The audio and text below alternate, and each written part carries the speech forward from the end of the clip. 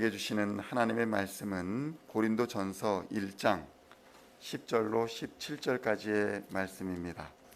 형제들아, 내가 우리 주 예수 그리스도의 이름으로 너희를 권하노니 모두가 같은 말을 하고 너희 가운데 분쟁이 없이 같은 마음과 같은 뜻으로 온전히 합하라. 내 형제들아, 글로의 지편으로 너희에 대한 말이 내게 들리니 곧 너희 가운데 분쟁이 있다는 것이라.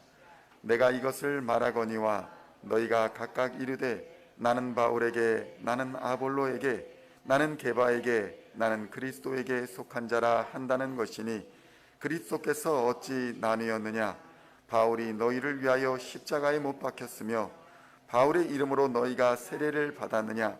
나는 그리스보와 가이오 외에는 너희 중 아무에게도 내가 세례를 베풀지 아니한 것을 감사하노니 이는 아무도 나의 이름으로 세례를 받았다 말하지 못하게 하려 함이라. 내가 또한 스데바나 집 사람에게 세례를 베풀었고 그 외에는 다른 누구에게 세례를 베풀었는지 알지 못하노라. 그리스도께서 나를 보내심은 세례를 베풀게 하려 하심이 아니요 오직 복음을 전하게 하려 하심이로되 말의 지혜로 하지 아니함은 그리스도의 십자가가 헛되지 않게 하려 함이라. 아멘. 할렐루야.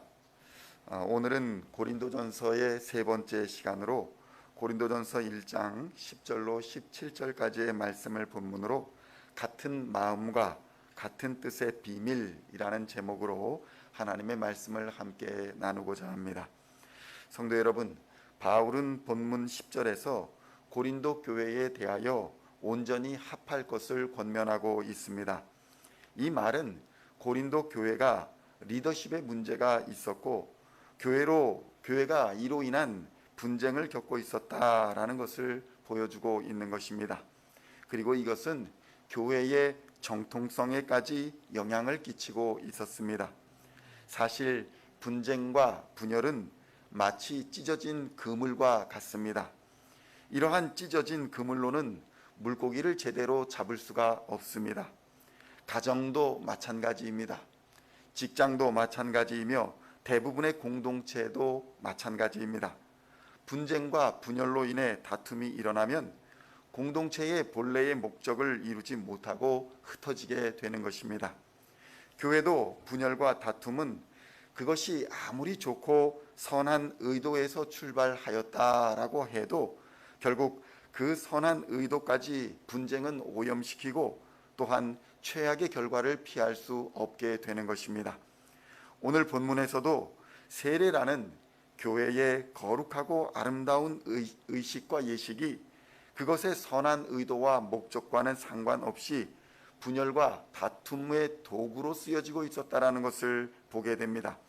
그래서 결국에는 세례 자체가 욕을 먹고 세례의 필요성마저 의심받는 상황에 처하게 되었다는 것입니다. 세례라는 것이 죄를 회개하고 예수와 연합하여 하나님의 백성이 되도록 하는 도구가 되어야 하는데 오히려 분열과 다툼의 도구가 되어 교회 공동체라는 그물을 찢어버리고 있었다는 것이었습니다. 그래서 바울은 본문에서 교회에는 십자가의 도라는 복음이 목적이 되어야 하고 십자가의 도를 잃어버린 교회는 세례도 무엇도 아무것도 소용이 없게 된다라고 바울은 경고하고 있는 것입니다. 고린도전서 1장 17절의 말씀을 보면 이렇게 권면합니다. 그리스도께서 나를 보내심은 세례를 베풀게 하려 하심이 아니요 오직 복음을 전하게 하려 하심이로되 말의 지혜로 하지 아니함은 그리스도의 십자가가 헛되지 않게 하려 함이라. 아멘. 그렇다면 분쟁으로 갈라지고 상처 입은 공동체에게 필요한 것은 과연 무엇일까요? 바울은 같은 마음과 같은 뜻으로 온전히 합할 것을 권면하고 있습니다. 고린도전서 1장 10절의 말씀을 보면 이렇게 기록되어 있습니다. 형제들아, 내가 우리 주 예수 그리스도의 이름으로 너희를 권하노니 모두가 같은 말을 하고 너희 가운데 분쟁이 없이 같은 마음과 같은 뜻으로 온전히 합하라. 아멘. 그렇다면 바울은 어떻게 고린도 교회가 같은 마음과 같은 뜻을 품을 수 있다고 생각하였을까요? 그것은 바로 십자가의 도로 같은 마음과 같은 뜻을 품을 수 있다는 것이었습니다. 그렇다면 십자가의 도가 어떻게 같은 마음과 같은 뜻을 품도록 하여 주는 것일까요? 첫째로 십자가의 도는 자기를 부인하게 하기 때문입니다. 갈라디아서 2장 20절에는 이렇게 말씀합니다. 내가 그리스도와 함께 십자가에 못 박혔나니 그런즉 이제는 내가 사는 것이 아니요 오직 내 안에 그리스도께서 사시는 것이라. 이제 내가 육체 가운데 사는 것은 나를 사랑하사 나를 위하여 자기 자신을 버리신 하나님의 아들을 믿는 믿음 안에서 사는 것이라. 이렇게 고백하고 있는 것입니다.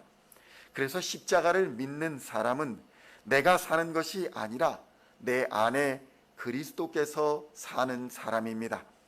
이러한 자기 부인은 십자가를 통해 모든 사람이 그리스도 안에서 하나가 되는 역사를 이루게 합니다. 내가 아닌 그리스도가 사는 사람은 그리스도로 하나가 될 수 있다는 것입니다.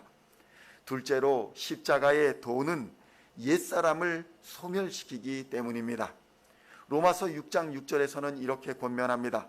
우리가 알거니와 우리의 옛사람이 예수와 함께 십자가에 못 박힌 것은 죄의 몸이 죽어 다시는 우리가 죄에게 종노릇하지 아니하려 함이니. 십자가는 더 이상 우리로 육체의 종노릇, 죄의 종노릇을 하지 않게 합니다. 분열과 다툼은 우리가 죄의 종, 육체의 종이 되어 있기 때문입니다. 따라서 분열의 영, 다툼의 영이 우리에게 엄습하여 올 때에 우리는 육체의 욕심, 안목의 정욕, 이생의 자랑을 이미 십자가에 못 박아 죽은 사람이라는 것을 깨달아야 합니다. 그리고 이러한 사람들은 그리스도와 함께 부활하는 자로서 부활의 예수님으로 하나가 될 수 있는 것입니다. 성도 여러분, 같은 마음과 같은 뜻의 비밀은 오직 예수 그리스도의 십자가의 도에 있습니다. 이러한 십자가의 도를 믿는 자가 구원을 얻는다고 성경은 증거합니다. 고린도전서 1장 18절에서는 이렇게 말합니다. 십자가의 도가 멸망하는 자들에게는 미련한 것이요 구원을 받는 우리들에게는 하나님의 능력이라. 아멘. 오늘도 이러한 십자가의 능력, 하나님의 능력으로 같은 마음과 같은 뜻을 품어 그리스도의 사랑으로 하나 되는 아름다운 공동체를 이루셔서 하나님께 영광을 돌리는 저와 여러분 다 되시기를 우리 주 예수님의 이름으로 간절히 축원드립니다. 기도하시겠습니다. 하나님 아버지 감사합니다. 오늘도 주의 사랑 안에 품어주시고 하나님의 말씀의 자리로 인도하여 주시고 하나님의 음성을 듣게 하시니 감사합니다. 우리를 분열시키고 다툼과 분쟁으로 모는 세상의 악한 것들과 육체의 욕심과 안목의 정욕과 이생의 자랑을 십자가에 다 못 박아버리고 자기를 부인하는 자리로 옛사람을 소멸시키는 자리로 나아갈 수 있도록 인도하여 주시옵소서. 그리하여 이제는 내가 십자가로 죽고 예수와 함께 다시 살아 영생을 누리는 기쁜 삶을 살게 하여 주시며 이전 것은 지나갔으니 보라 새 것이 되었도다라는 하나님의 말씀을 우리의 삶에서 실천하며 빛과 소금의 삶을 살아갈 수 있도록 역사하여 주시옵소서.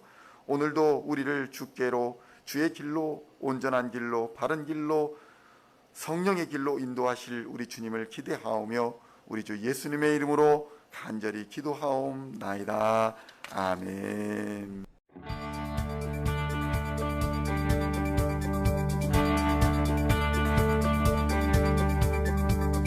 Singing songs of thy praise, we are coming to you, dancing before